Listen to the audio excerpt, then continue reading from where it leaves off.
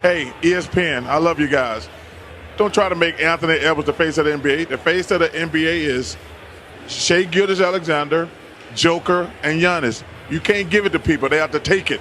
And Shai Gilgeous-Alexander is taking it. In big playoff games, Ant-Man is routinely Can't-Man. Day by day, it's seeming like the world is flipping a switch on Ant.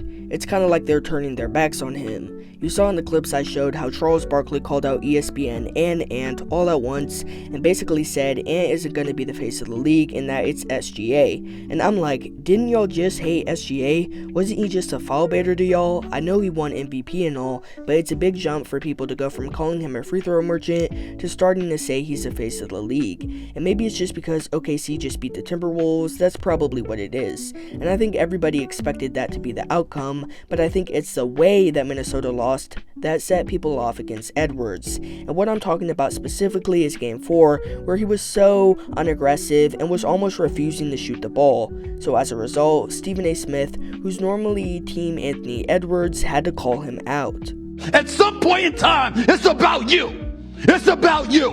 When you go to a negotiating table and you say, yo, I'm worth 50 mil, it ain't to play the right way. It's when things are going wrong, I'm the dude that's gonna make it right. We're not saying that Ant-Man had an awful game. What we're saying is, in that game on your home court, with a 3-1 deficit staring you dead in the face, you attempt 13 shots and you say, I made the right play. I understand that it's accurate to some degree.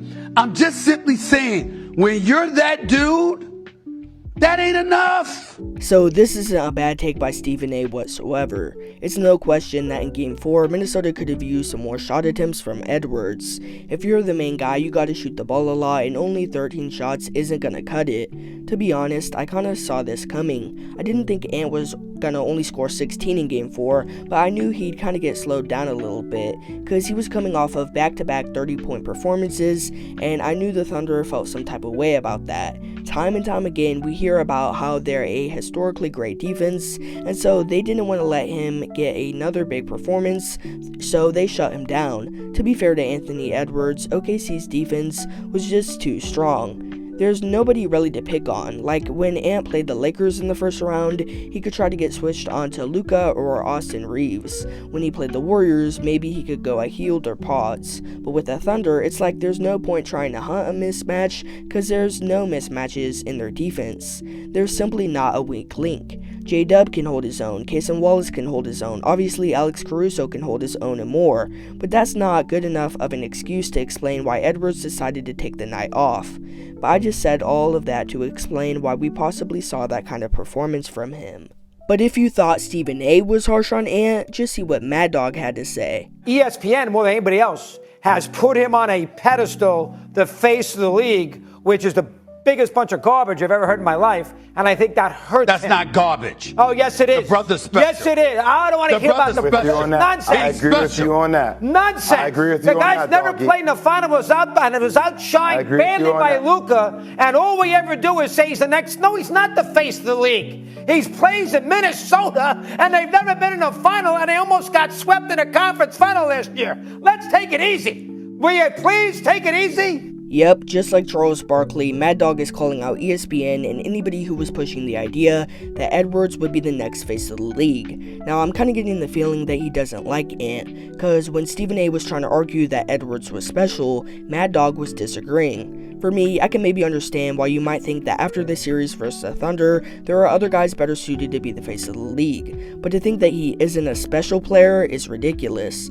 I think it's pretty obvious that Edwards is something special, and him losing to a team that everybody thought he was going to lose to anyways doesn't change my mind one bit. And somehow, people have already forgotten that nobody, including myself, had Ant-Man making it out of the first round. It was always Lakers in 5. Well, I'm gonna let Shannon Sharp do it because he does it better.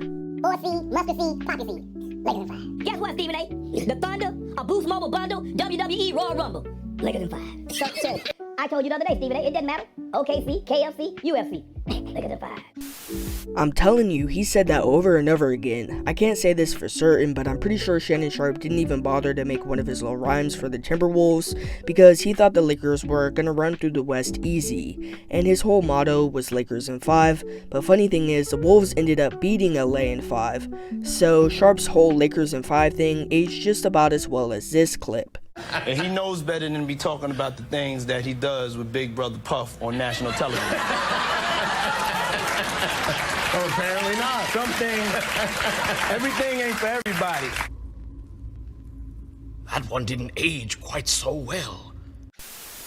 As I was saying, Shannon Sharpe's theatrics couldn't have aged worse, and it was a great story for Ant-Man that he was able to sweep KD the year before, and Gentleman sweep LeBron and Luka this year. So yeah, Mad Dog was right when he brought up that Ant-Man has had 2 bad losses in the Western Conference Finals, last year against the Mavericks and this year against the Thunder, and while that might be true, we should still give him credit for bouncing out some all-time greats out of the postseason as well. Still, people are switching up on Ant, and analysts, or should I say media personalities, are changing their opinion on him and acting as if they weren't calling for him to be the face of the league not that long ago, and Kendrick Perkins is a perfect example. Perk, you have been the biggest advocate for Ant taking the reins as the next face of the NBA, but does it bother you that it seems like he doesn't want the title? And why not? Why not? Look, Anthony Edwards, not only does he have the game, he has the personality, everyone loves him. It's right there for him to get, and plus, Udonis, you know this,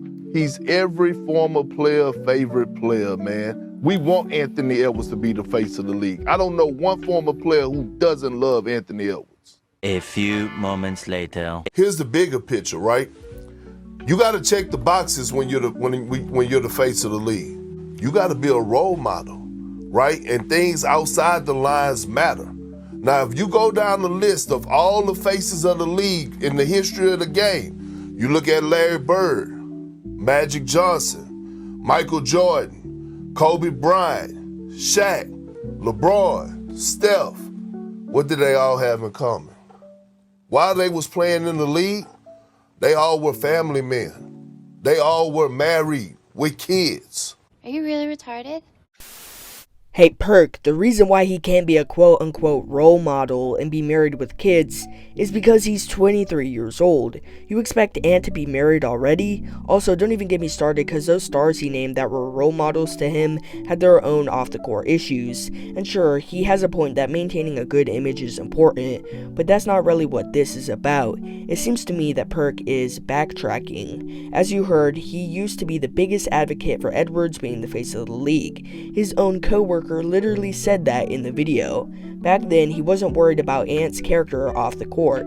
That's why I think it's just because he had a bad showing against the Thunder. What I don't understand is Edwards not allowed to fail. It's like people forgot that an 18-year-old Kobe was terrible in the 97 playoffs against the Jazz. He shot 4 air balls in Game 5, yet we can't let Ant catch a break? That makes no sense. Plus, the team Minnesota just lost to is probably going to win the championship. And I get the claims that he should have shot more and taken the game over more, but no teammate likes somebody who plays hero ball. Regardless, he should have shot the ball more. Disregard what the teammates think. Unfortunately, he didn't do that, and now he has to deal with the narrative that has been formed for him. But the fact that these analysts, who are the one coming up with this stuff, are so insecure in their takes that they backtrack like this, well, they might have some inner issues they need to work out. Stop it. Get some help. But I'm not just talking to Kendrick Perkins, because there's even a guy from the facility who did the same thing. We are so thirsty for the next face of the NBA. I've only been on sports television for 6 years because I was playing prior to that, and I've seen 3 faces supposed to be. Zion Williamson at first, about 2019, 2018. Then we said Ja Morant, right around 2021, 2022, it's going to be Ja. And now in 2024, 2025, it's supposed to be Ant. We got to let them not just earn it, we got to let them go get it. What I hate in sports, because I know how hard it is to be great, because I was not, because I know how hard it is to be great, I hate when we try to make people generational who aren't generational yet. Flashback. Do not know that anybody's going to be the face, Ant-Man in particular, until Steph Curry's gone until LeBron James is gone. We like to stick with the current faces until they retire. Once they retire, and if you've checked all of the necessary criteria, then he can be the face. But the good thing about Ant25 is at least he's checking off the boxes. He is. He's checking off the boxes. He has the game. He's got the swag. Inner City, they got to want to be you. The CEOs, they got to want to promote you. Come on now. And he's checking off all of the necessary boxes. Remember, after he beat the Lakers, he's walking around downtown LA interacting with the fans. Like, that's the stuff that you have to be willing to do. That's the stuff you got to be able and capable to do. Checking off the boxes, but he got to win the chip. As you can see, both him and Kendrick Perkins did a complete 180 on their stance about the face of the league conversation. It's funny that guy from the facility was talking about how we're so thirsty to make a player the face when he also helped introduce the idea on his own show. Now, I don't have a problem with somebody changing their mind, but I'm calling it out because it's premature. Ant's only 23, and this one playoff exit doesn't have to mark his entire career. We can move on from it. Just because the Thunder won doesn't automatically make SGA a better candidate, and I like SGA, but with the whole foul baiting narrative surrounding him and all that, he's not as good of a candidate as Ant is. But what do you think? Can Anthony Edwards still be the face of the league? Tell me in the comment section below. Until next time, peace.